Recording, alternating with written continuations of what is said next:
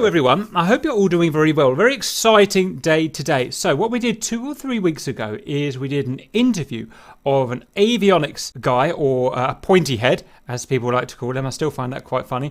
And he talked about, for an hour and a half, he talked about the F-16C and working on it. Now, the only thing that was wrong with that interview, he was a great guy, really nice guy, he interviewed very well and did very well. But I made a mistake in the booking of him, which I tend to do. I thought he was a crew chief, and so when I plotted all of the questions for him, I sent him crew chief questions rather than avionics guys' questions, and so it made for a bit of a difficult interview at the end of the day. So now I finally got it right. I've got the crew chief questions, some of them that we're going to reuse and some new ones that you guys, the viewers, have given to me, and we've got a crew chief. There's one thing better than one crew chief. We've got 2, because I'm so terrible at organising things, I managed to double book. But that's good, because 2 would be better than the 1.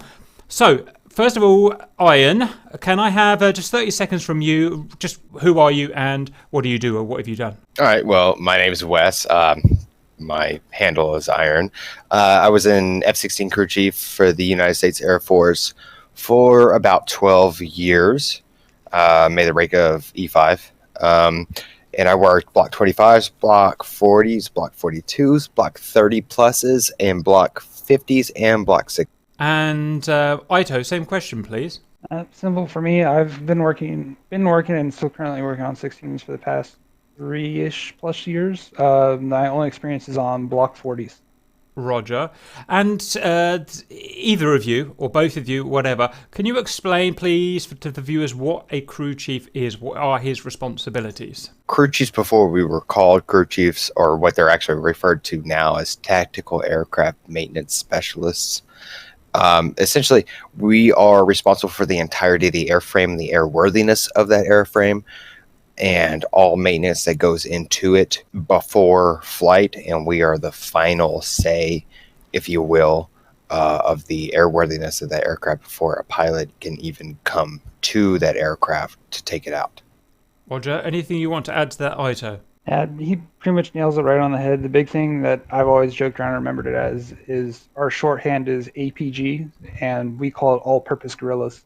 That's what crew chiefs were referred to before we were called crew chiefs. We were APG, airframe and power plant general, and that's anything with the airframe and the power plant all at once. Roger. Awesome, guys. This is going to be a really exciting interview. Okay, so the first thing is what list of questions as given by the viewers. Now, there are lots of them. There's nearly 50 of them. And to me, I don't want this to go on for hours and hours and hours because it will turn people off. So we'll spend about a minute on each question. Then at the end, we'll have 10, 15 minutes just spitballing and asking any questions that we've gathered along the way. So first, we'll start with Ian. If you can read out the questions as you go, and then we'll see if Ito wants to add anything onto them. I'm going to leave it to you, and I'll interject when I need to. All right. So the question is what loadout? I would assume that's supposed to be do. You see most common for A/A, which is air to air, and A/G, which is air to ground. Example: 2 120s or 2 AIM-9s. To answer that it's really complicated. It really depends on what the mission is. For air-to-air loadouts, especially for training missions, usually that is what we call a slick aircraft. It has no external wing tanks, and usually a pair of AIM-120s or AMRAAMs or AIM-9Xs. As of a couple of years ago, we pretty much switched over to AIM-9Xs because the whole helmet-mounted queuing system and everything like that. So, and for air-to-ground, like I said, it depends on what missions they're running. If they're running anti-armor, or they're running a simple CAS, or like we were running for when I was in Afghanistan and Iraq, we were just running GBU 33s or the 500-pound bombs with 2 AMRAAMs on the side, just in case for whatever reason they wound up getting an air contact. But it's very situational. We have different weapons for different reasons, and we use different weapons for those exact reasons. So it's a very wide range of loadouts that we can use, and it just depends on whatever the mission is. Roger, anything you want to add to that, Ito? Nothing really. Like he said, we can load up majority of the munitions on the aircraft. We're not like the A-10. We can't carry a bunch of things at once. So we're a very situational style aircraft, and we have to be ready for it at the time. Roger. I've got just a couple of, I don't know, I said we'd be quick, but a couple of things I picked up from that. I think you said GBU-33. Is that a thing? Does anyone know what GBU-33 is? We don't have it in our game. I can check that out for you. Roger. The Viper that we have in DCS isn't complete at the moment. It's got 3 pylons kind of on the fuselage under the intake. Can those carry weapons on them? Or is it for targeting pods and stuff like that and fuel tanks only? I wondered if you could have, at some point, if we're going to get extra missile pylons usage on those pylons on the fuselage. On a 16, you will never carry a weapon system on any of the hard lines on the fuselage. For the actual fuselage itself, like the avionics guy was talking about with the last interview, you only have the left and right hard points on the inlet. Those are strictly for targeting pods and other different kinds of pods. I'm not an avionics guy, so not really my forte. You would never carry a weapons system on there. And for the vast majority of your configurations, you will never carry anything on your inner wings, your 3, 4, and 5. 4, 5, and 6 stations. Because those are your internal wings, which is your external wing tanks, and then your center line, which you can use the center line 300 gallon wing tank for, or avionics can load an ECS pod or different kind of pods that they have, and then weapons can also load a couple different of things, but they're not actual munitions. You're pretty much your 6 stations that we have, your 3 on your wingtips, are for munitions. Yeah, that makes sense.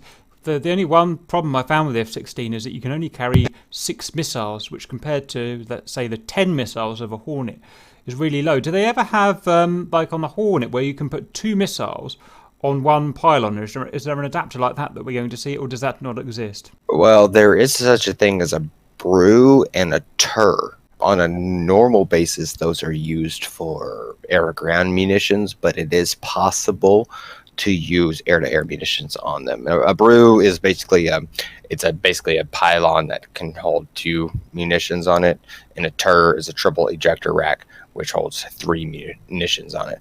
So in theory, you could put air-to-air. Maybe. I'm not a weapons troop, so I really couldn't say. You might have to ask a weapons troop or a pilot on those specific questions of what can and cannot be loaded on those pylons. But I guess in quote-unquote theory, you could. Roger, I think I'm going to have to start petitioning Matt Wagner to add it.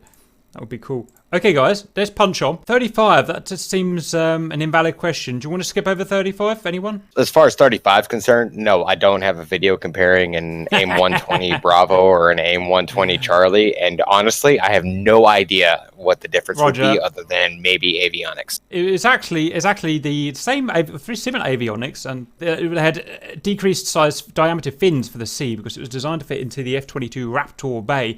As an outcome of that, the 120C has a couple more miles range, but the A120B can turn tighter corners. Anyway, that's another bigger fins, yeah. Bigger fins, yeah. Right, please take it away, 36, Iron. What is the difference between the engine types installed on the F-16 throughout the years?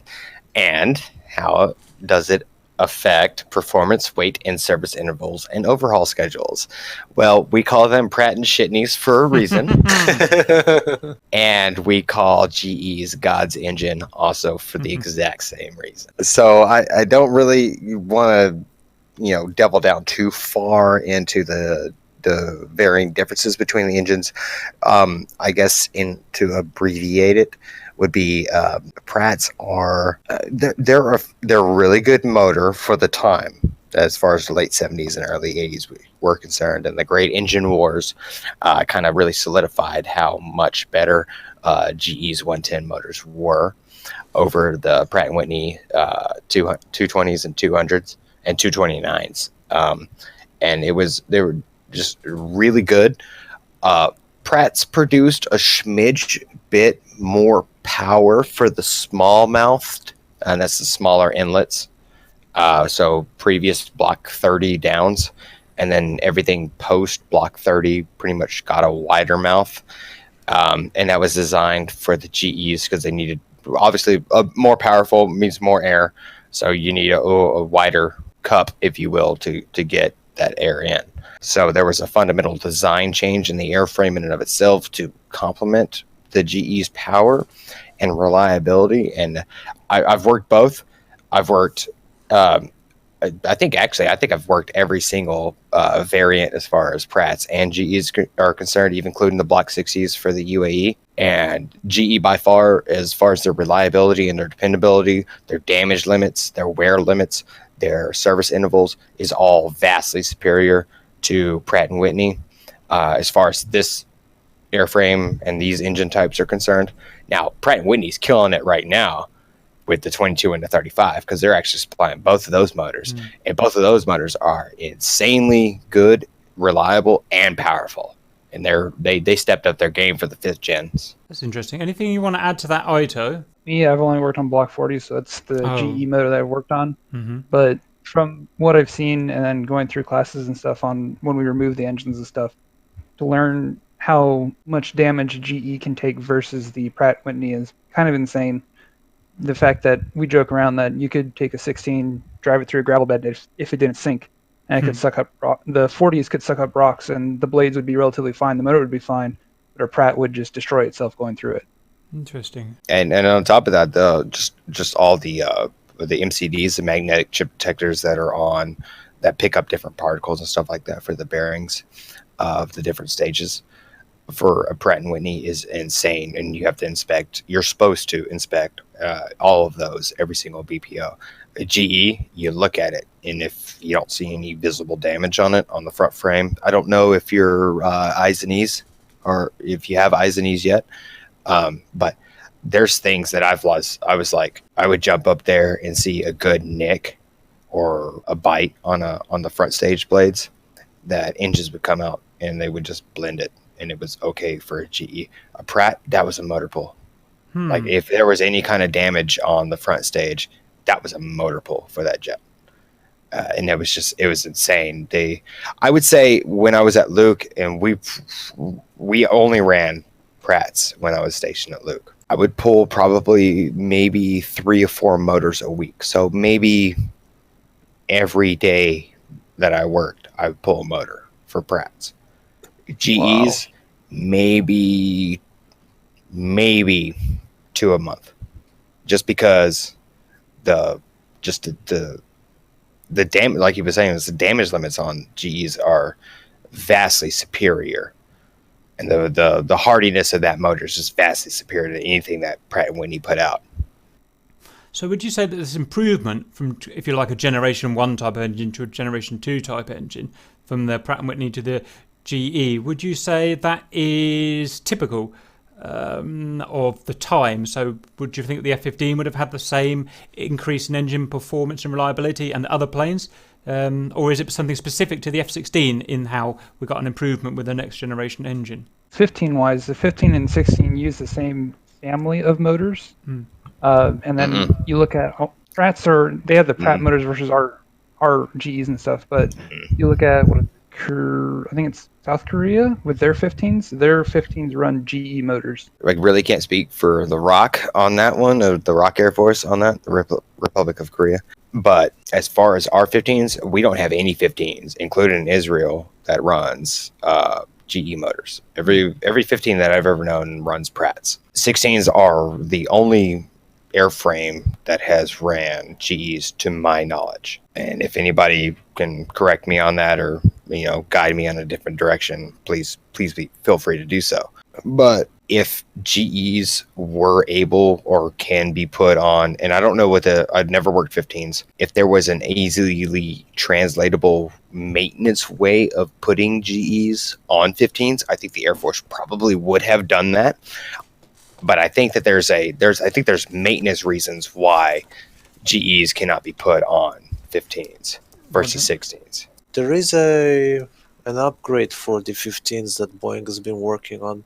They must be changing engines from the old one. I'm I've not sure about it though. Now, if they're going to get this contract that's been in the air for a couple of years now for the Super Eagle or the Stealth Eagle or whatever they're wanting to call it at the time, if that's going to be an engineering thing, and that has nothing to do with maintenance. do you want to take it up, Iron, with 37? So, is the Viper Block 70/72 the last breed, or is there a future for the F-16?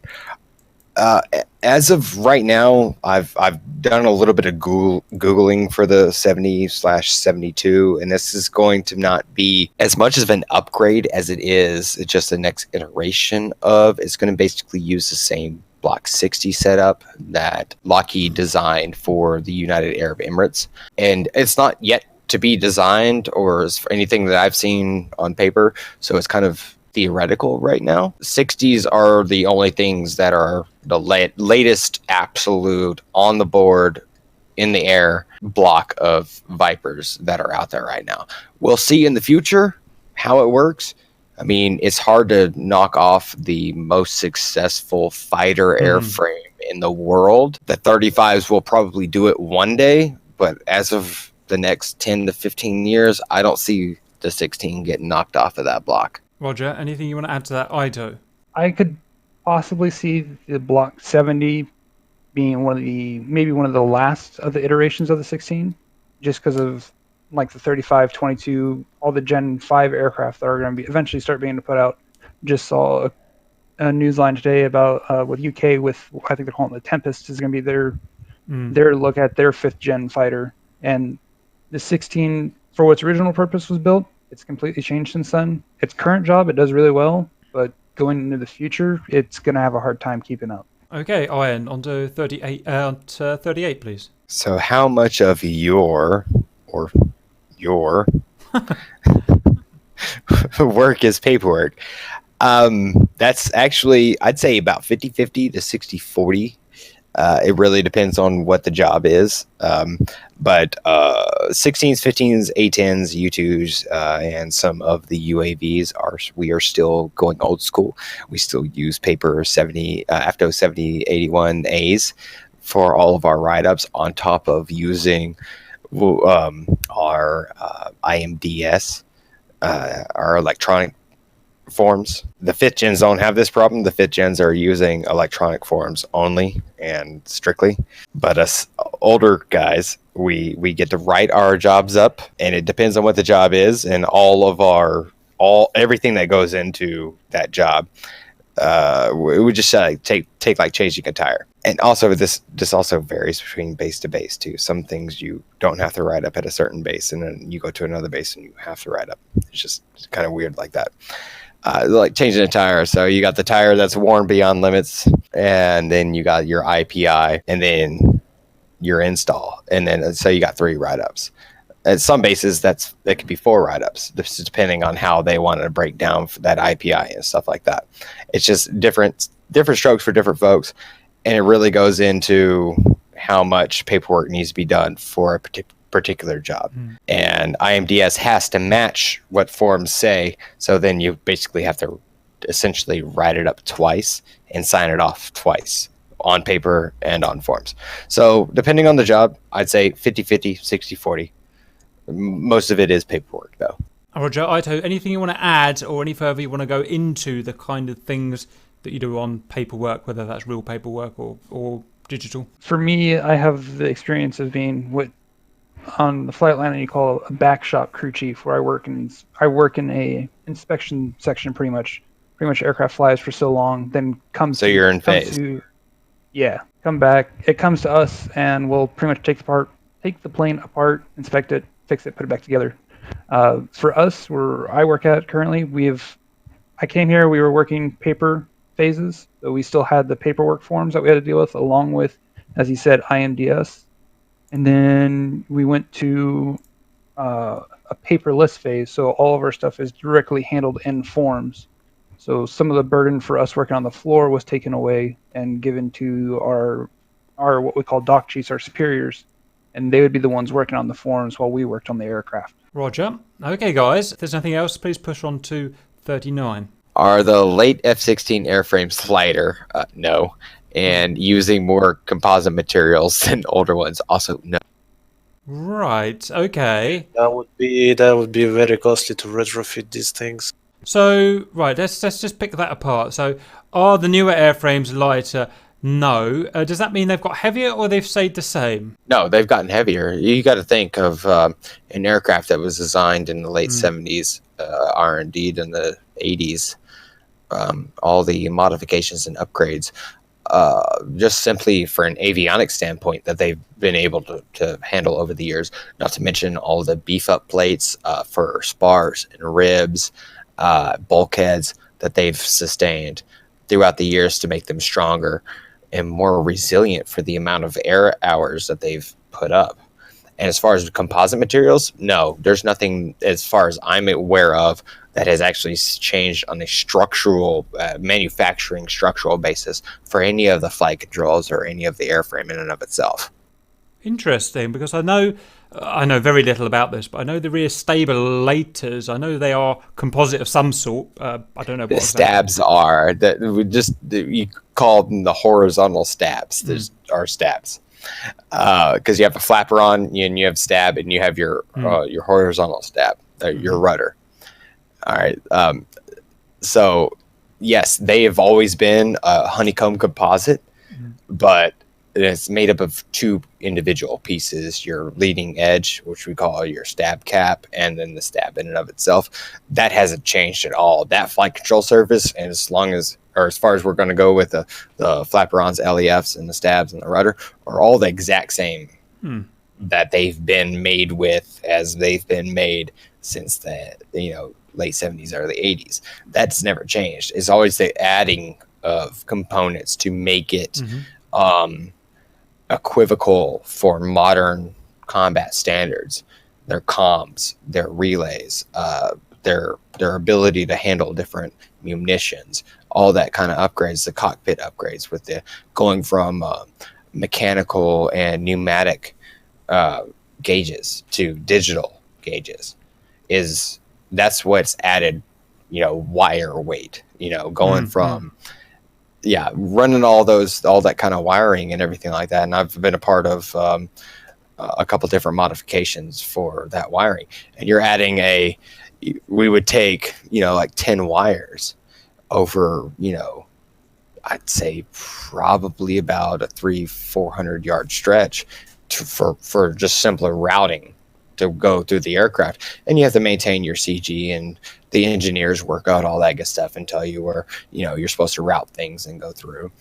But you're still adding pounds and pounds and pounds of weight to the aircraft. Not to mention that the aircraft in and of itself, just over time, with dirt and grime and grease and water weight and everything, it gets added to that.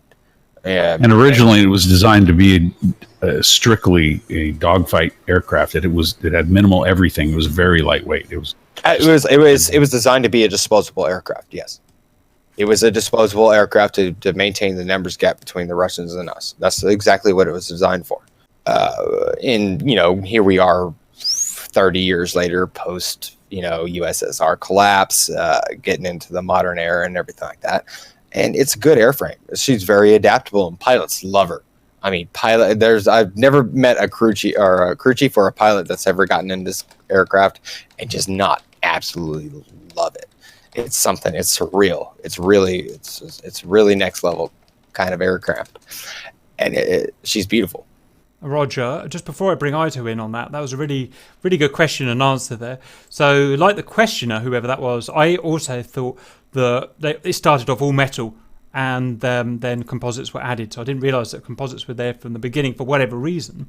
I also find it an interesting comparison. If we take that with an old World War II fighter, let's take a Spitfire. Pretty much any of the Spitfires, similar. I know there were different horizontal stabilizers, but the horizontal stabilizers themselves, or the elevators, sorry, I should say, on the Spitfire are composite. They were made of fabric and wood. whereas the other part, the main part of the horizontal stabilizer was metal, and the same, the rudder body was metal, but the actual rudder itself was composite as well. I just find it interesting, that comparison with a modern fighter. I'm going to bring Aito in now with that question. Anything that you want to add to that? Really, like you said, the aircraft's gotten heavier. The stab has actually gotten bigger since the A model. The A models had a smaller stab than what it had before. So the stab got bigger. Like you mentioned before, the intake got bigger for the bigger motor. A bigger motor was thrown in. As I forget who mentioned it earlier, but it started bare bones. It was a bare bones fighter. The joke around for us is that the 16 is only meant to get up fast enough and start engaging a target so the 15 can sped up to get going at the same time. Yeah. Because the Air Force couldn't afford to give every single one of their units F-15s. Mm-hmm.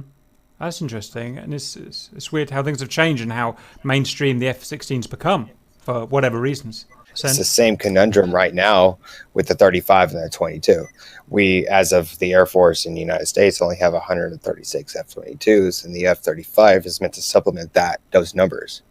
It's the exact same conundrum that the Air Force found itself with the 15 and the 16 back in the 80s, 70s, and 80s. Right, Ian, if you can punch on with 40, please. In wartime, if a jet gets hit with small arms fire, would the exterior skin need to be replaced with spares, or would they need to be patched or filled?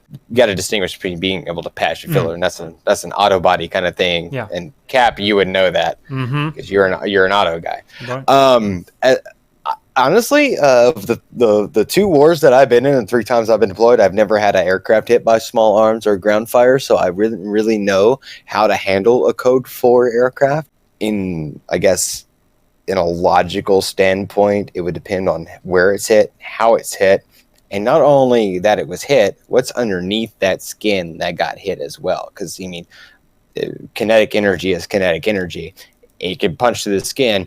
There's things that are underneath the skin that may or may not get damaged, and that's what I would be more worried about than the actual skin in and of itself. What are the components that got hit underneath it? It's actually, again, it's a really good question. I'd say it's probably more relevant to something like a Warthog, an A10 or something like that, where it's more relevant too, but it could happen to an F-16. Maybe this is more up your alley as well, Aito. Any experience you've had with a damaged jet in this kind of way? Battle damage wise, I've never firsthand seen an experience. I've heard of one story where in Afghanistan there was a mortar attack that came over. Mortar got knocked out of the sky. Then some of the shrapnel, one of the pieces of shrapnel went through what's the ventral fins on the aircraft, those 2 fins on the bottom. And for that, it hit on I want to say the aft section, which at that point they just got to take the panel off, take the fin off, and replace the fin, because there's not a really good place to patch that one up. Inspection wise, we will find cracks in it, and a lot of times you can, depending on the severity of the crack, you can either just leave it. It can get patched and get the beef up plates, as Iron mentioned earlier, or if it's severe enough, the whole entire skin will have to be replaced. Are those? Yeah, but you forgot about stop drills too. That too. Are those fatigue cracks we're talking about now? Yes. Yeah, essentially, if you get a crack due to vibration or there's wear, you aptly named it a fatigue crack. There's a couple different options that you can do. You can patch it. Most often, sheet metal would come out and look at it, and it would do what we call a stop drill. And that's basically, if you have a crack, you drill a hole at the beginning of that crack, and you drill a hole at the end of that crack. And essentially what that would do is keep the crack from increasing in length, because it offsets the vibration and the load that crack causes on the different. If you've ever looked at a microscope of different metals, there's different grains, just like wood. And when cracks form, they form on the inconsistencies of that metal. And so when that crack is growing along that different grain, that stop drill actually stops that from growing along that grain line. Roger. And a question I have about this, a follow-up question I have, is the skin, the outer skin on this aircraft, is it a stressed skin that takes load, or is it purely just a skin? Actually, Aito, if you want to take that, I'd be interested in hearing your take. There are designated sections of skin and panels that are considered what you would call a stress panel or stress part of the skin, where there is a lot of load that transfers through the airframe through that skin. But there's other portions of skin that aren't fully load bearing, so they kind of have a less stringent take on them. But there are parts of the aircraft that are stressed that you have to keep a really close eye on.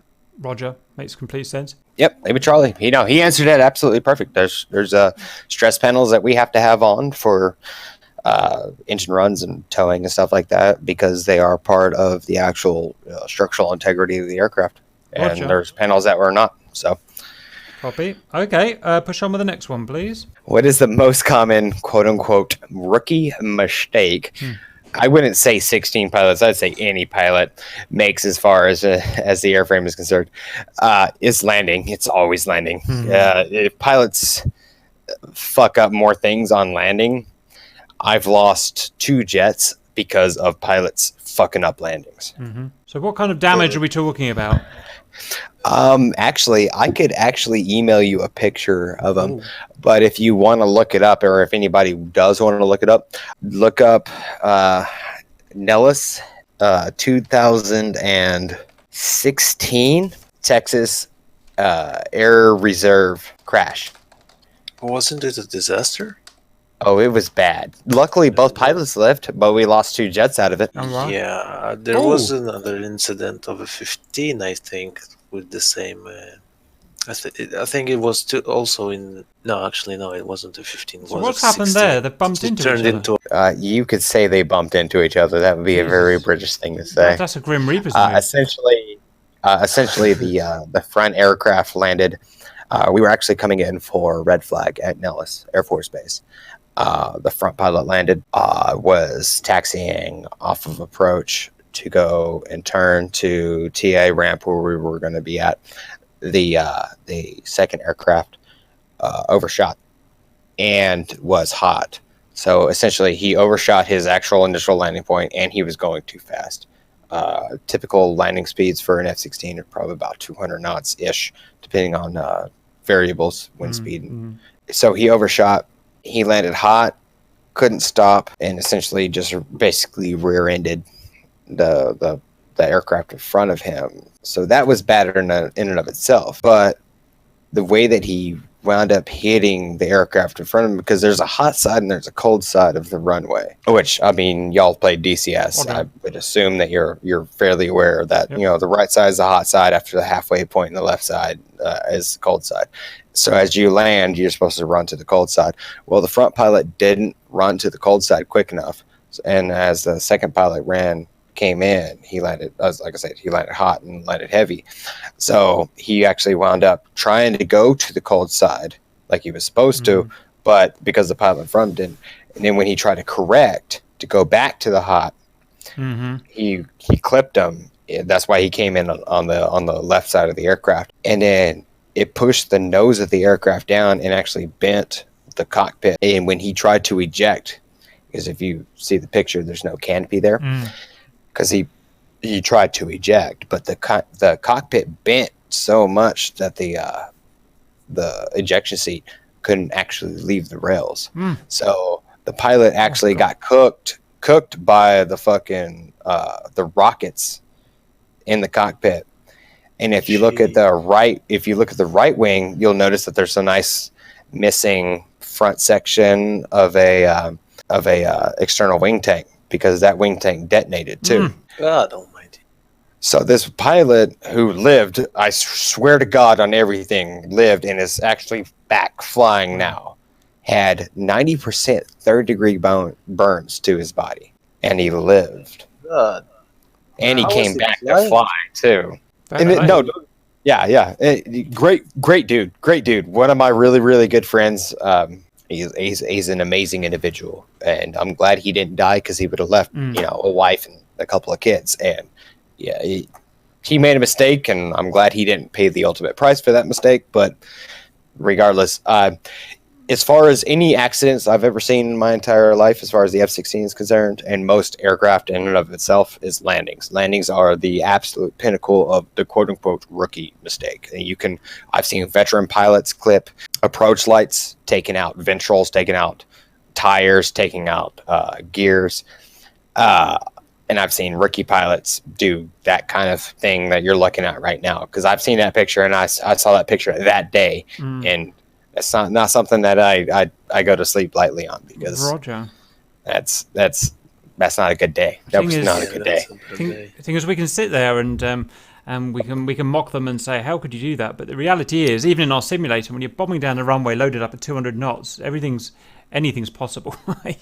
You know. Oh yeah, and could you imagine if, for whatever reason, we were going into a wartime environment with ordnance actually attached to that aircraft? Wow. Okay. Thank you for that story. That's a really good story. Okay. Anything else you want to finish on that iron before I hand it over to Aito? For me, I wholeheartedly agree. Most rookie mistakes for pilots wise is going to be on landing. I've had aircraft who've come in too hot and landed too late, and normal thinking would be put power and just go back up and come back around. I've seen it before where they're halfway down the runway doing that 200 and they just slam on the brakes and blow a tire. We had one have to catch the very last cable on the Barrier. runway. Yeah, very last barrier. And we're like, oh, he was so lucky to not hit the fence. Or running off. You know what, guys? That makes me feel so much better that real pilots have exactly this problem, because my boys, probably me, in fact, yes, definitely me, got the same problem. We just have this problem when if I'm watching with the camera like I do, and I can clearly see that guy's gone too far, and I say go around, I can guarantee he'll ignore me and try and land it. I don't know what it is. It's like, if it's machoism or what, but I get it's human folly. It's thinking that I can't do anything that would be that bad. I'm not that big of a. Essentially, this is the same thing that Carucci's run into, or pretty much anybody runs into.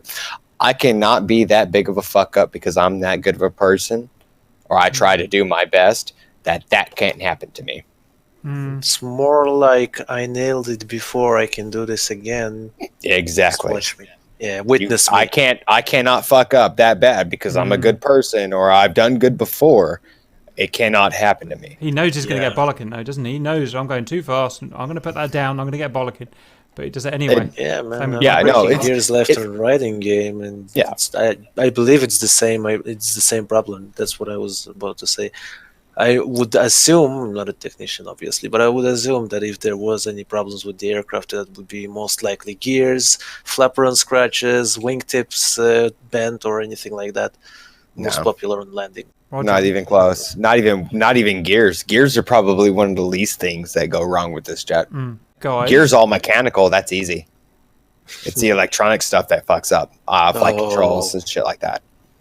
Oh yeah, we don't have that simulated, I believe. Yeah. No, there's things that you will never be able to simulate.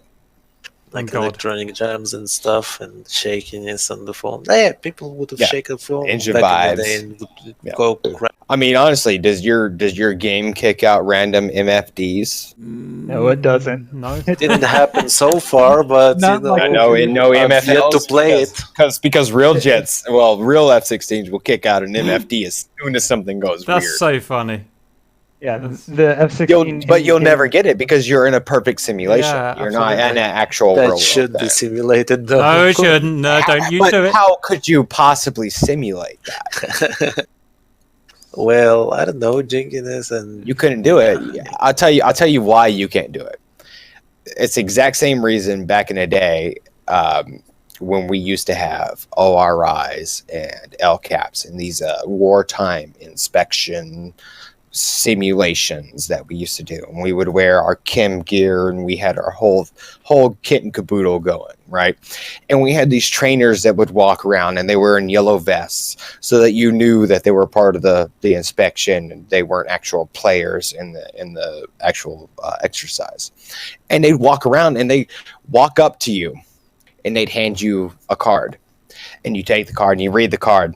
And it could be legitimately anything. It could be a gunshot wound to, a mortar attack to this aircraft has an EPU activation, or it has a dropped object, or it has a dropped ordnance. It could be legitimately anything. But they have to walk up to you and hand you the card for you to know. It's the same thing with the video game. they couldn't, you couldn't simulate that kind of just pure fear of getting an MFL or that pure concern, because you know it's a video game, it's going to come. You can't simulate that. You can't be in the middle of a dogfight and look down at your master caution panel and see that your LAFs are locked out, or you have hydraulic failure in system A or system B. I mean, or whatever it is. You can't simulate that, because you're always going to be, this is a video game. You can always punch out and you're good, or you can even die and you're good. You don't get that in a real jet. Oh, and we've missed 41 out. Was that on purpose? So 41 is kind of a would be if it's possible, which I don't even know if it's possible. That would be a pilot thing. I guess in a simulation or a perfect world, yes, technically, if you had enough time, you could restart a motor in air. But my question would be is why did the motor go out in the first place? As if it's out, do you really want to restart it? Yeah, it's a fair point. Because have you ever heard of a restart, Ito? Never. Really? Because I would have thought this would be a normal thing for a 16 because you got one engine. I don't know. It just seems logical to me. Most of the time with the 16, if your motor goes out, you're usually too low to even. There is an actual legit process to try and restart the motor, but it involves you putting the aircraft into like a 30 to 45 degree nose dive and having to start the JFS up again, wait for that to spool up. Yeah. Once it spools up, spooling up the motor at the same time. Which what the time span for a JFS start is, right? Oh, yeah. 30 to 60 seconds. Yeah, in that time you probably put yourself lost, in a 10,000 feet. Yeah, you better be way the fuck up there, because if you put yourself in a 30 degree dive, you're reaching the Earth before it starts. Yeah, Roger, boys, that does make sense. So it's probably going to be, realistically, unless you just happen to be at the stratosphere and your engine fails, it's probably going to be a bailout job if that engine goes. Also, if you're in the stratosphere, that engine is freezing the fuck up. But honestly, no, if any pilot I've ever talked to, they get an engine fail, first thing is they retard the throttles to idle, they throw the EPU on, and hope to God that they're not over a crowded city. And they get, with the EPU, depending on altitude, they'll probably get anywhere between 6 to 13 minutes to get it away from a crowded area, ditch it and dump. Interesting, guys. That's actually really interesting, because that's the opposite of what I thought it would be, but obviously I don't have a clue. So, okay, I'm just thinking if we've got a follow-up to that. I guess the only thing to say is that is the risk of running a single-engine plane at the end of the day. If it happens in a 15, you're okay. You technically have another motor, and you technically, I guess, according to the Israelis, land with one wing. Well, yeah. I actually saw that. It really happened. It really happened. I'm just not sure exactly how that happened. I think there's some fibbing involved. Oh, at the risk of triggering people, let's move on, guys. So that's another interesting answer. Can we please push on to 43? I already swear I know the answer to this, but send anyway. Yeah, the avionics guy did kind of answer this, though. What is the most frustrating thing that a crew chief has to deal with? Honestly, it's a tie between forms and cams and pilots, and debriefing pilots. I would say I've had more than a few aircraft come in that squawk code 1, and then when they land, they're code 3 in chocks. That's the most frustrating and pissed off thing, because you kind of get your heart up and get, all right, it's code 1 jet. We're going to be good for the turn, or we're going to be good for the night for the BPO, and just for the pilot to say, well, when I was taxiing back, this jet happened. So yeah, I'd say it's a combination of paperwork, as far as not the actual jobs that you do. It's writing up all the jobs and documenting everything that you do. Can jobs. Oh my God. Have you had to do a can job yet? Yes, multiple. Yeah, it's a pain in the ass. What's a can job? Cannibalization. Basically, we set an aircraft down that we can steal parts from, I guess, in an oversimplification. In case they are not in the supply, and in case they are not in our supply chain. I'll do that for you, Ian. That sounds like my dream job, taking an F-16 apart. Let me do it. Come to phase. Well, That's the you problem. It's not can. the only. It's not the It's only not thing you the do. ripping apart. Yes.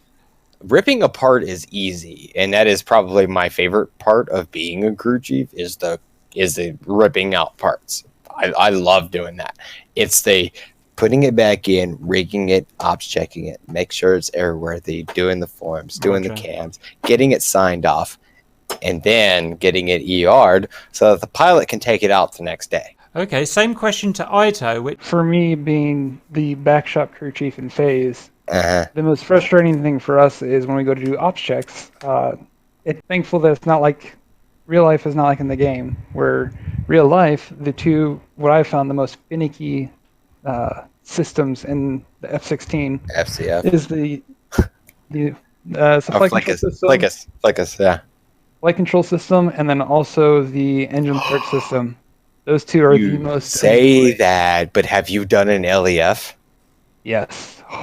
Done so many LEFs. A brakes, and the LEF ops check. If you go step by step in the LEF ops check, that's a 3-hour ops check. Oh yeah, I know. We've had Pull A, B, C, and D, doing that, and pulling those at the Oh. same, all four at the same time to get the. and then only having a person mess up on the A brake rig and do Oh, not yes. and it doesn't Yes. lock it out, and you're like, no. Oh yeah, no, I've actually barber pulled that honestly because I didn't rig it right. boys, we have no idea what you're talking about. Just so you know.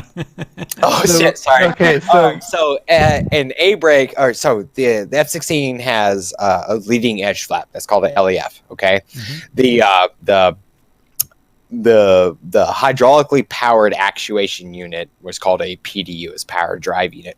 That is what drives the leading edge flaps up or down. Okay, at the very end of the wingtips, we have a thing what we call an A brake. It's an asymmetric brake. Essentially, if an LEF is to mess up and they're supposed to rotate together because they're connected by a series of tubes on both sides, and they are supposed to rotate absolutely 100% together, never supposed to deviate. The A brakes are designed if there ever is a deviation in that degree between them, that they're supposed to lock it out. And what we call barber pole is exactly what you think. It's, here's the old barber shops. It spins around. If it locks out, it's supposed to lock out down, full down. But in case it doesn't, that barber pole, that A brake adapter is supposed to spin to where that this is the A brake that locked out. And it's an incredibly complicated system, and there's an incredibly detailed operations checkout that we have to do anytime we do any kind of maintenance to the leading edge flap. And it's very intensive because it is such an integral part of how the airframe works on especially takeoffs and landings, because that is what creates the divot on the between the flaperon and the LEFs. Create such a divot for the your lift component on your wings, because it's not like a 15. It's not flat on the bottom. In fact, it's very round. So all of the lift of that aircraft comes from the strakes in the wings. There's no body lift on a 16. So it's very integral that concave happens, because that's what keeps that aircraft from crashing on a takeoff and especially a landing. So it's an incredibly important. It's probably, I would say, one of the most critical components that is subject to failure for an aircraft. I've had PDUs actually blow apart on landing, and it's actually one of the only systems on the F-16 that actually utilize both A and B system hydraulics to operate. LEFs is a single system. It's not considered the F-16 can fly without LEFs, so it's not on the A system. It's not a primary system. No, it does utilize B system, but it has an A system backup for EPU operations, and there's only the LEF. Only the flaperon ISAs and the PDU are the only systems, or the only components on the F-16 that actually utilize A and B system. Because if you ever come across a jet that's bleeding from especially A to B, because A is your little, B is your big, you have an ISA leak or you have a PDU leak. Yeah, because like for us, the way I've always been told and the way I've seen it happen is that A system runs pretty much all your primary control systems. That's why it's the smaller of the two. Mm-hmm. Where A was yes, you're right. Yeah. It only covered the primary flight control surfaces, so the stab, flap, Flaps, rudder. Yep. And then it doesn't control gear, doesn't control nose wheel steering. No, B is only for gear and JFS, ADG, and brakes. Yeah. Well, partially brakes. There is an A system component for brakes too. Yeah, That's why you have brakes- channel 1, channel 2. Yeah, but brakes can also be operated pretty much without either system, as long as it has hydro can operate. If there's residual in the system, it can. The JFS bottles can still operate the brakes. Yes, that's how we do tows. But yeah, but you have to have battery power. Have to have battery power, and you still have to have liquid hydraulic fluid still in the system. Yeah, which there's going to be. I mean, if she starts those two JFS brake accumulator bottles are at 3,000. Yeah. Right. God, that was Oh confusing. shit! Right, let's because we the more we talk, the further away we're getting from the question. However interesting it is, I am terrible. I'm sorry. I'm sorry, good, Cap. I'm good. terrible at about tangenticizing. No, it's right. You two are as bad as each other. It's fine. Okay, you guys carry on. Question 44, I believe now, please, guys. What is your favorite part of your job? It's always been the flying aspect of it. It's always been, no matter what job, how big or how small, especially 12-hour jobs, pulling a motor, pulling an ADG, pulling a PDU, pulling an LEF, pulling an ISA, and putting that bitch back in, getting her rigged, ops checked, and ready for the next flying day, and watching her leave the ground. That's my favorite part of the job, is knowing that I put the blood, sweat, and tears in it, and she gets to fly, and she comes back safe. Yes, I hope. Yeah, absolutely. I mean, yeah. I've never lost a jet though, so. Roger. Don't forget to put the, I don't know, pin back in or whatever. Oh, I'll knock on wood all day. So you've got presumably you've got robust systems to ensure I forgot the oil. It's presumably you've got robust backups to ensure that silly mistakes aren't made. It depends on what system it is and the amount of backups that you have. Well, the crucial systems, I suppose, have 2 to 3 redundancy checks. Does your work get checked? Does the work get checked by multiple people and things like that? Well, I mean, yes, my work doesn't get checked because I'm the guy that actually checks the work. Sure. Yeah, I see what you mean. But I mean, like, there's jobs that I do. This is not in any book anywhere that the Air Force would ever say that this is how things are supposed to go. However, this is how things actually work. I'm a 7 level. I look and do and sign off things, and then I would have a 5 level, like our buddy here, be like, sign off that corrected by. But I did all the work, and so that's all. It's going to be on me. If something ever happens to that jet at all, that's going to be on me. It's not going to be on him. The corrected by is kind of a formality, if you will. It's the inspected by the guy that actually caught that X, that actually said that this job is 100% good. I put my name on it. She's going to come back. That shit happens. And then that's the guy that gets fried. Okay. Good. Same question to you, Aito. I mean, what's your favourite part of the job? Is this part of the job, or is it the overall satisfaction? Like Iron said, and I'm going to add on to Irons too, watching it go up, but then also when you're in a combat zone, watching it go up and come back, or what's currently going on now, I believe the term is called a Remington, where it comes back with no more munitions on it except for the air-to-air stuff. Once it goes up, comes back, and it's empty, you're like, that is one of the best feelings in the world. Nice voice. No, I totally agree. Coming back EMT is a very nice, and watching kill feeds from a GGP is very satisfying. Yes. Let's punch on to question 45, shall we? All right. So question 45 is, what was your path at your current post? All right. So quick heads up, kids and ladies and gentlemen, the Army calls their base posts. Every other branch calls them a base. My path to my current position, I am no longer in the Air Force. I have separated. I am now a civilian. I work on T-38s also for the Air Force as a contractor. So I guess my path was the exact same. I'm a mechanic. I'm always going to be a mechanic. I'm probably going to die a mechanic. Good man. For me, it's I grew up as a military brat, so to speak. So I've lived it my whole life. So I decided to join too, and I'm still working on aircraft. So, and I'll probably do that even when I get out, is work on aircraft, because I like taking stuff apart and putting it back together. Roger. Hey, I mean, what hey, about... come join me. This is not a job interview, guys.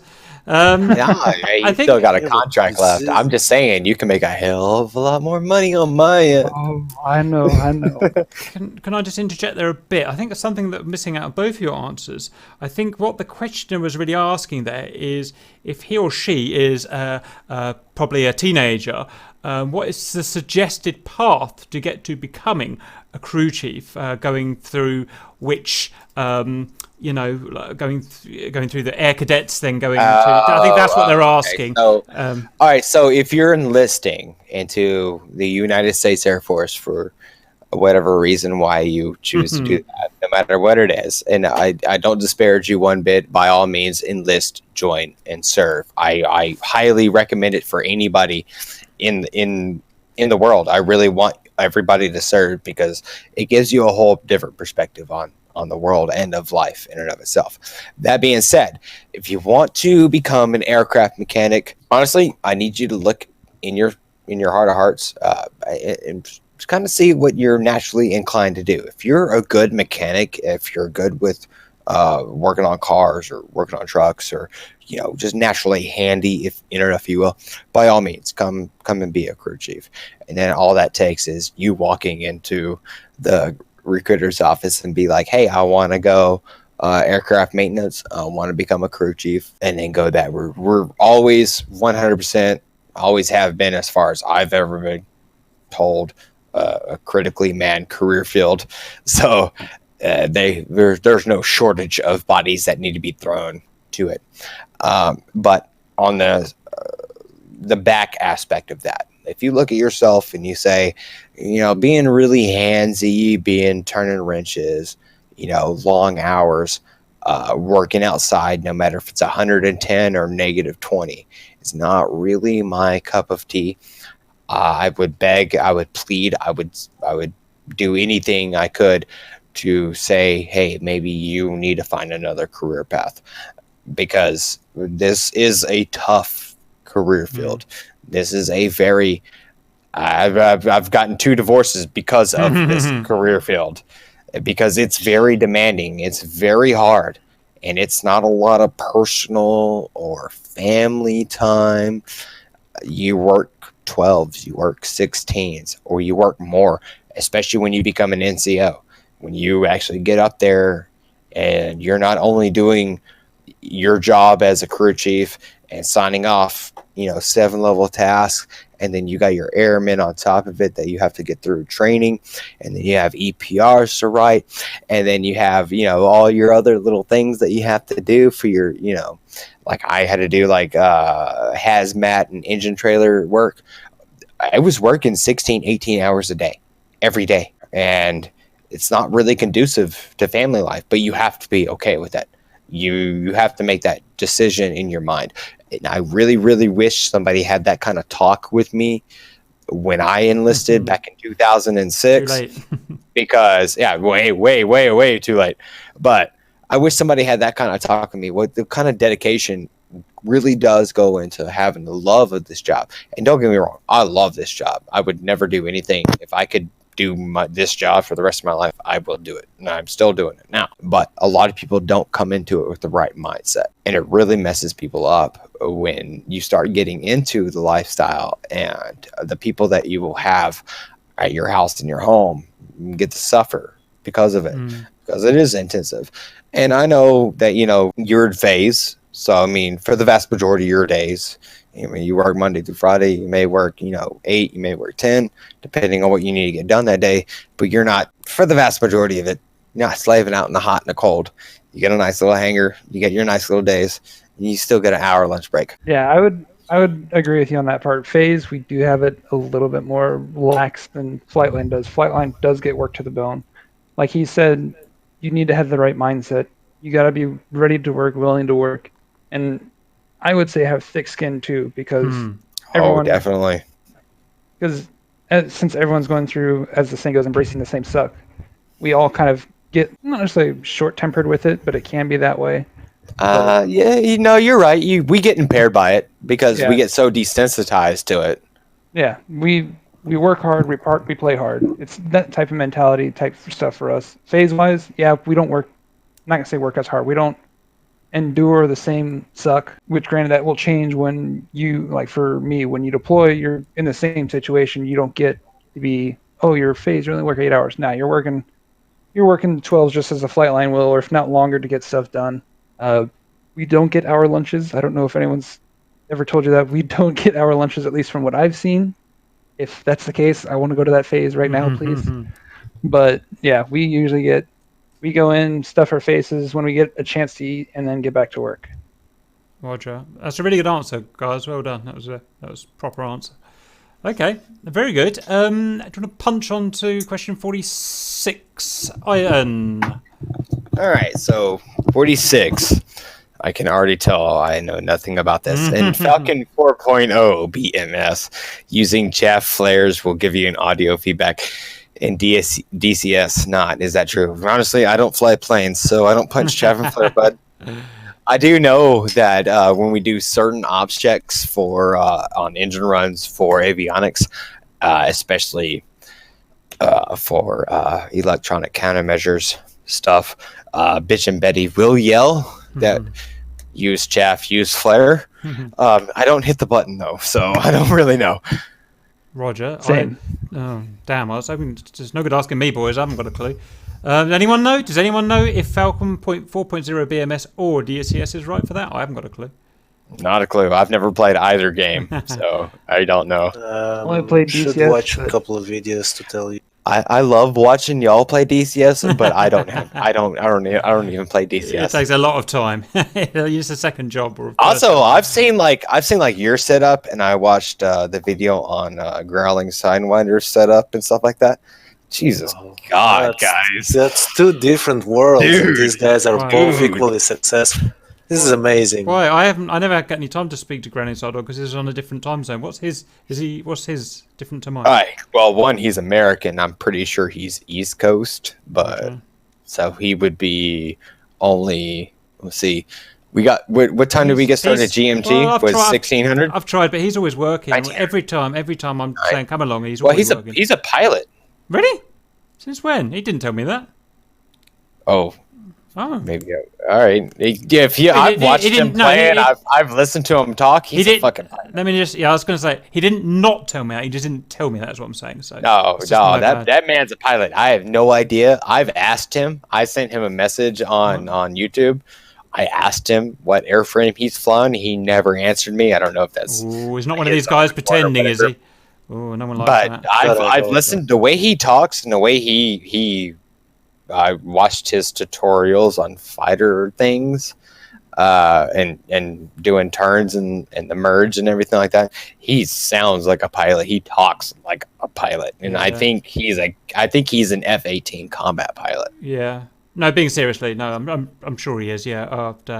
I'd love to get him on, but well, I'll keep trying. Okay, guys. But yeah, Sorry, we've got off track again. What were we talking about? Falcon 4. we're on 47 right now. It's such a small point he's got there. I don't really know or particularly care, but it's actually interesting what we were talking about, what we got into. But okay, Sorry. Like I said, I'm sorry, Cap. I'm really bad about tangentizing. same. I can literally talk all day about, and when me and my dad talk, like we will go. My dad was also a crew chief back in the 60s and 70s. He worked F4s and F-111s, and then getting into the whole conversation of talking about how things are now versus how they were back then. Him and I can go for hours, and we just go around and round and round. All right, let's look at question 47. Now, you have to understand that most of our viewers are not English as a primary language, so you have to kind of, you know what I mean, you have to read between the lines to get the question. 47, please. So I'm going to hit the absolute most important part about question 47, which is what happens, not if, but when the pilot overdrees an aircraft. What are the limits, if you could say? Yes, we could say it's not classified or anything like that. What happens when a pilot oversees an aircraft? Well, at the very, very, very, very front, we get the nice little call that there's a possible overg for an aircraft. Now, FaZe doesn't really have to worry about this too much because they get static aircraft that are already down. Flightline, on the other hand, we get to deal with this. All right, so we get a possible call. We get a call for possible overg. Now, the pilot is supposed to record the amount of the overg, what the limits of the airframe is, depending on what its configuration is, and every configuration has a different set of G limits, and then how long that overg was held for. A absolute slick F-16 with no wing tanks, no bombs, is 9 Gs.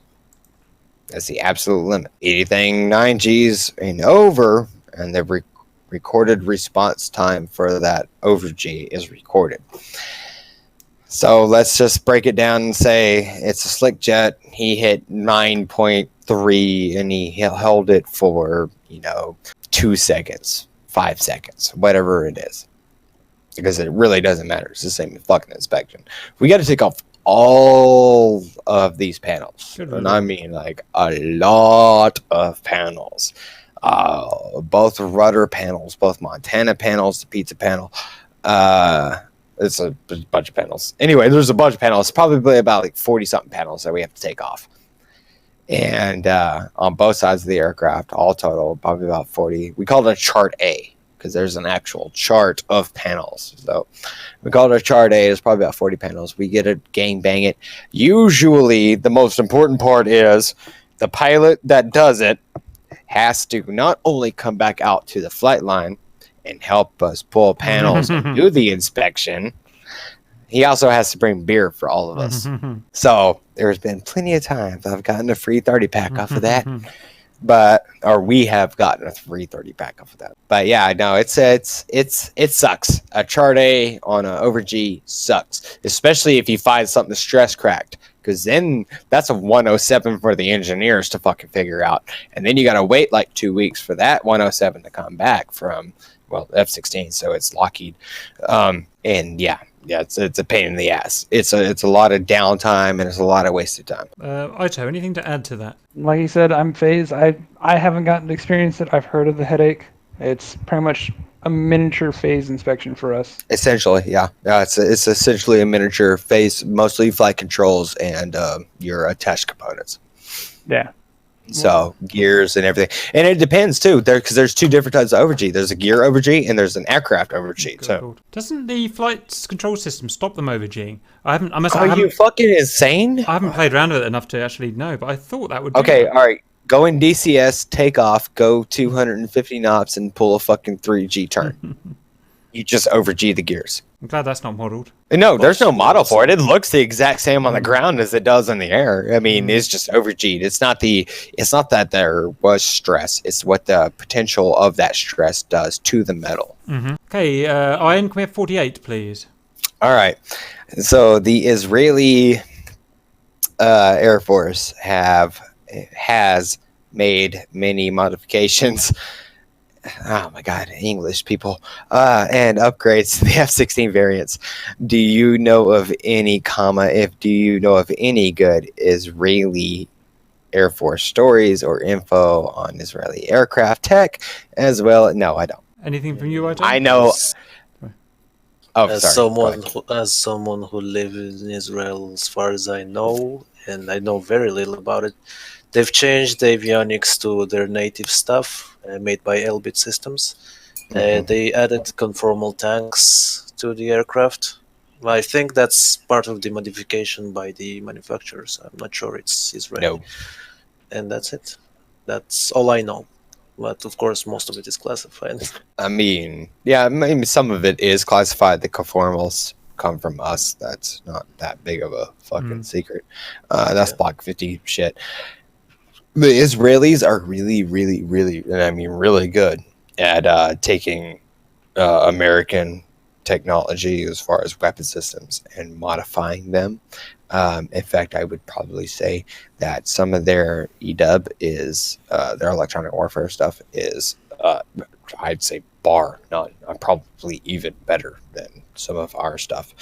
But the most impact that I've had from the Israeli Air Force is probably like things like Red Flag and Maple Flag, where they're all combat simulations. And I've never heard anybody ever say, so I'll put it to you this way. I've never heard a single pilot of any airframe, of any branch, of any service, of any country ever say that the Israeli pilots were pushovers, or that was easy, or I've won. The Israelis are exceptional, and because I take it extremely seriously as far as I've ever heard. They are fantastic at air-to-air, and not only are they good at MBV or BVR, they are the best at GGs. What's GG? DGs, dogfights. Oh, right. They are the absolute best, and because they take it so seriously. But I really can't expect anything less from a country that literally fought off fucking 6 countries in a war and won. It's in their blood, isn't it? It's for 6 days. Yes. It might be in their blood, but I'm pretty sure that's battle tested, and I don't think you can put battle tested in a blood. No, man, I think that's something that comes with experience. Didn't have any choice. They didn't have any choice, exactly. And I don't blame them at all. I don't blame them. And I would never blame them. And I'm not even going to go with the whole religious or political aspect of it. I'm talking about you have 6 people that want to fight you every fucking day, and you're surrounded by them. They're your neighbors. You're going to learn how to fucking fight.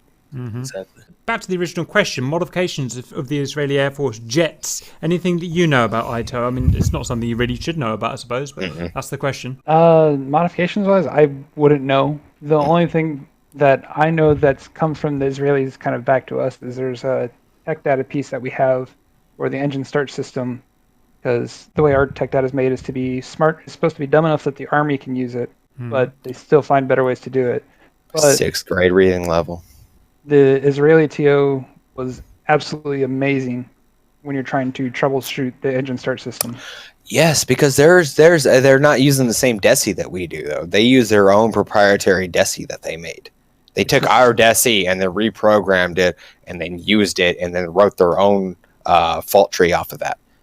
They wrote their own program off of it, because the program that we use when we download the DESI for Start 2 problems. Yeah, the Viper. They rewrote that whole program for them. Yeah, and then we got it back and we're using it too now. Are we really? Because dear God.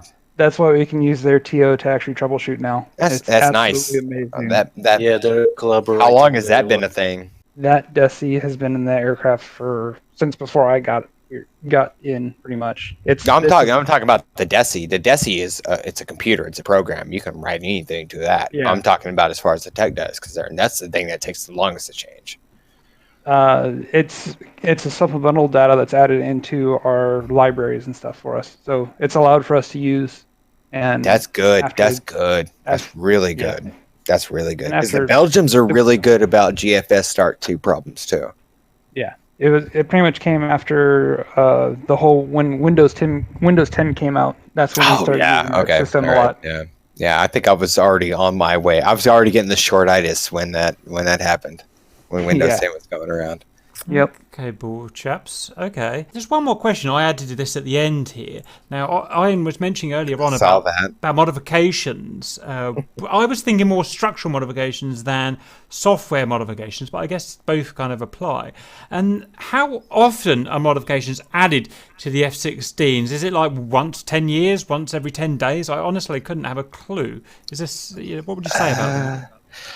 Well, technically, if you really want to kind of go balls deep into it, technically modifications are made every day to that aircraft, because there's certain GPS and coordinate data things that the pilots put into it that are actually modified every day and are updated on a daily basis, and every flight basis as well. But as far as what you're getting at, and not to be nitpicky on that one, what you were actually getting at was actual modifications to the actual airframe.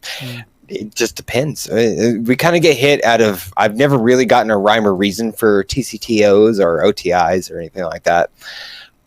It just kind of when well now Lockheed gets a wild hair up their ass, or the Air Force gets a wild hair up their ass, and they want to know what jets we're doing and what their modifications are and what they are as far as their phase flow is concerned. And if we can send an aircraft to depot to get an upgrade up in Utah or something like that, and really just depends on what those airframe hours are. I mean, we'll send, sure, phase guy could probably give this one a thumbs up or whatnot, but we got a jet that's going into phase in 5 hours, and we got a jet that's going into phase in 30 hours. We'll send the jet that's going to go down for maintenance in 30 hours up the depot, because it's going to have 30 hours worth of downtime.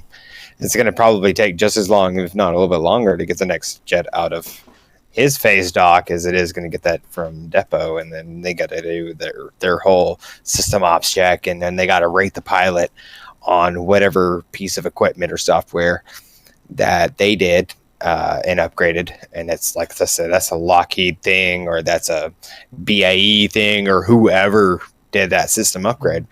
And then the Air Force has to rate that pilot, and then they have to say, okay, this pilot's good enough to rate everybody else that comes after him and train them. And so it's kind of a mixed bag. You just never really know what's going to come down the pipe. I mean, shit. I'll put it to you this way: we had the F-16, the Thunderbird's F-16 that crashed in. I remember that. And he punched out. He was only 200 something feet off the runway when he punched out. That was an avionics failure. We still had an OTI on every single jet that I was working on the day after that happened, which was a fucking Sunday, by the way. I got called in on a fucking Sunday to come in an OTI every fucking aircraft that we had, which we had 38 jets. And we had to come in and look at every single one of them and make sure that specific occurrence wasn't happening for that one-time inspection in OTI with all of our jets. Come to find out, it was a programming issue that the avionics had with their inertial navigation system. But we still had to come in because the Air Force is very reactionary, and we still had to come in and do 38 aircraft in a day, because that jet had crashed. Okay, same question to Ido. Like Iron said, there's really no rhyme, no reason to when modifications are going to happen. The only way that you can maybe have a small chance of guessing is going to be after there's been a repeat occurrences of something happening in the Air Force to your airframe. That's the only time you'll see it. For sure, maybe. Can you give me an example? One that we saw was component on the landing gear. So the A and B models and the early C models, so like the Block 30s, are what you consider a lightweight landing gear aircraft. So their gear is a little bit smaller, not as robust as the newer ones, as the Block 40s and on. But for us, we saw a component that someone swapped over. It caused an in-flight emergency somewhere else, and that gen came out. They had to make new structural components to prevent lightweight landing gear stuff be attached to our jet, or our heavyweight landing gear stuff be attached to the lightweight jets. Right, well, I don't think we need to go to any more written down questions because I think we've got plenty of material there. What about the GR guys that have been listening, or anyone that's been listening? Any questions that you want to ask based on what we've been talking about, or just any questions? The F-15 and the F-16 engines, we're using the same protein and Whitney. I believe that that was answered with the question on whether the F-16 has any future, but if, for example, they had the chance to swap to an F-35 engine, like an equivalent, a newer engine, or would the GE engine will suffice? I didn't get that. Basically, the question is, would the GE engine suffice for the current iterations of the F-16, or if it goes into the future, would there be any modifications to it? What do you think? So with the F-135 motor that goes into the F-35, there's no possible way physically that motor would fit into an F-16. It's much too big, and it's a little bit longer. And I understand the sexual complications that go with me saying that. But no, it's way too big and it's way too long to fit into a 16 body. The 35 is about the same width and length as an F-15. Not a 16 is way smaller than it. But it's fatter. That's why it's called the Fat Amy. And F-35 is called the Ugly Amos to me, but Yeah, that was what I'm saying. The F-35 is called the Fat Amy by the pilots themselves. I hear that a lot in podcasts. It's ugly as shit. It really is. I don't know what it is about that aircraft. It's ugly as shit. But it's not as ugly as its competitor. But when its competitor with that duckbill looking motherfucker, oh, that was ugly. That was bad. Whoever at Boeing designed that and was like, yes, this is a great sketch. He should be taken out back and beaten with a water hose. But the F-35 is much better looking, but it's still ugly as shit. But the only concession I will make for a 35 is when the doors are closed and it's flying over it. That is actually a good looking jet. Yeah. I think the kind of the weird thing for me, seeing, because we had a time where we had 35s coming. I've seen 35s visit and comparing them to the 16 when they're relatively close to each other. The fact of how much that I've come to joke around it as the 35 is a 5th gen F-16 because no, you're right. It is. Yeah, the ladders where we mount our ladders and where the 35 has its ladder come out is in the same place where we hook up our comms, where the 35 comms are at. It's almost in the same place. It's identical. Yeah, it's like a 5th gen F-16. That's exactly what it is. Cool. Well, that's pretty much the role that it's supposed to fill. Yes. And that's kind of what I was talking about a little bit earlier when I was talking about the 16 and 15 comparison versus 22 and 35. It's the same thing. It's the Air Force could only afford at the time back in the height of the Cold War, 300 or so F-15s, but they paid for thousands of F-16s of the entirety of the life. The 22 and the 35 are going to be exactly like that. They only had 138 F-22s out of a possible 350 is what the original prospect was back in the late 90s, early 2000s is what they were going to make. But now the F-35 is going to legitimately be the successor of the F-16 and will eventually overtake the F-16 on the single most successful and monetarily prudent, I guess, profitable transaction of a fighter aircraft in the world. Because right now we have, I think it's like 35 countries either buying or vying to buy an F-35. This thing is a sensor operator's dream, wet dream. This thing is amazing how good the 35 is. I have a question. Same. Okay, thanks guys for your time. This is kind of hypothetical.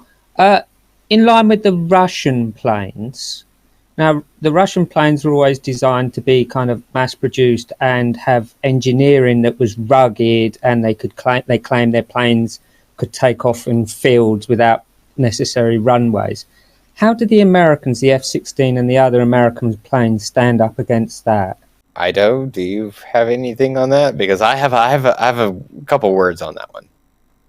Yeah, the only thing that I've ever kind of thought into the process and stuff like that is when the 15 came out, it had its predecessor come out.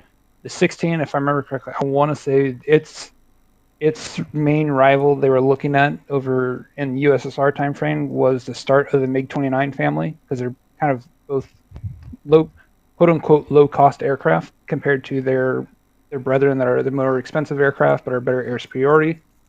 It's kind of that way. So the comparable, I would say, for USSR/Russia-wise is going to be the MiG-29 to the 16. Gotcha. I've got a question, guys. I just realised we haven't had a pop at the pilots yet. We usually like to have a little pop at the pilots and vice versa.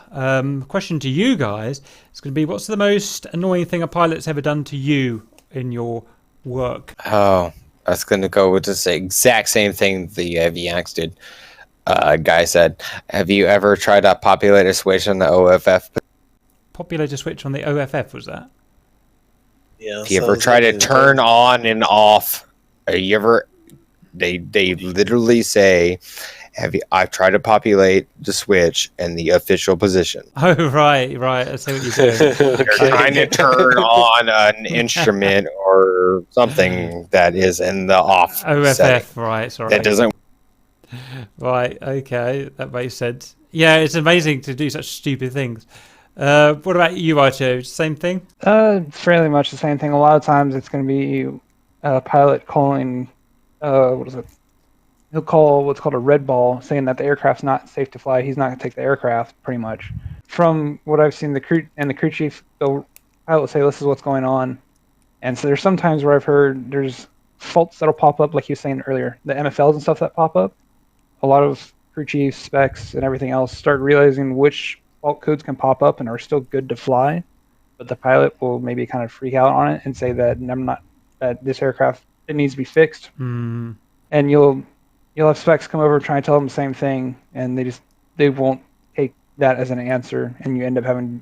I've heard of you'll have to troubleshoot it after the pilot leaves, pretty much, and it's simple, just usually recycle power on and off. That's usually a lot of what fixes the 16 wise. Recycle power, ops check, good. However, if we have to do that, he's going to step to a spare. I don't care. Fair enough. Yeah, Boy. if you can't turn the electricity on and off again. Well, no. There's the thing: when the engine's running, you don't get to cycle power on and off. Power is either on or it's off, and if the engine's off, it's off. Or unless you do have, for whatever reason, you have a main gen or a standby gen fail. Either way, you're still shutting down. You ain't taking off in that jet either way. So any kind of power fluctuations, any kind of power offs, you're going to shut down, period. And you're going to step to a spare, you're going to take your ass home. That's kind of how that works. So, but no, if he's right in the as far as like what we call red balls, and I don't really know why we call it red balls, but after Red Bull came out, it made it very interesting because Red Bull's Red Bull. Most crew chiefs drink a shit ton of Red Bull. Rip it. And Rip Its are currency in the desert, buddy. Rip Its are the cigarettes in war. Rip Its are the currency in war, like cigarettes are the currency in prison. Interesting. I literally bought a human baby with a pack. I'm not going there. I'm not touching it. I think You're not touching that? I'm All not right. touching that shit. I gave it back. I had to. Anyone else got any questions they want to ask? You won't get another chance. About the GBU-33 we spoke about. Oh, send, yeah. Yeah, so I found it's a guided bomb and it's not yet modeled in the game. So that's what happened. Yeah. So a GBU is a guided bomb unit. That is, it has a warhead. It is a sensor tracking, whether it's IR or an actual. It's IR either way, but either it's a laser designated or it's an IR tracking bomb unit. And that's if it's a targeting pod, it uses the IR. If there's a troop on the ground that's actually doing a laze, which is technically still IR, but it's not called an IR because it's a different frequency of IR. Okay, guys, thank you for that. It was an absolute pleasure having you both here, and I've learned a load of stuff, as we always do. I have to say, it was really good, and we're always looking for guys. I think we're done with crew chiefs for F-16s now, but we're always looking for any kinds of operators, from pilots down to the guy who makes tea for aeroplanes. And ships, we're getting into ships now as well, and even tanks and stuff like that. It just makes it's better than basically people listening to me pretend to know what I'm talking about. Okay, guys, thank you very much. I'll sign off, and we'll see you later. All right, thanks, Okay. Cap. Thanks for the opportunity, and I appreciate y'all and everything y'all do.